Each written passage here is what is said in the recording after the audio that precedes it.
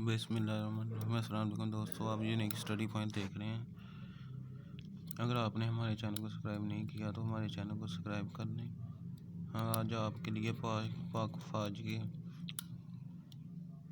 Commissioner अफसर के निशानात के बारे में बात करेंगे।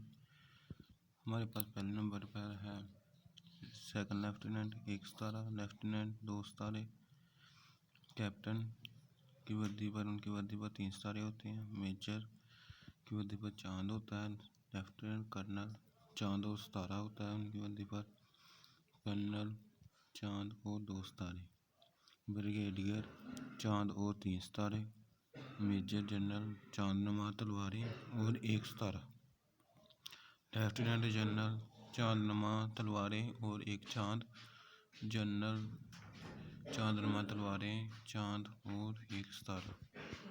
उम्मीद करता हूँ आपको वीडियो पसंद आई है। आपको वीडियो पसंद आई है तो हमारे चैनल को सब्सक्राइब करें ताकि हम आपके लिए और ऐसी नई नई वीडियो आपके लिए लाते रहें और आप हमेशा कामयाब रहें। अल्लाह हाफिज़।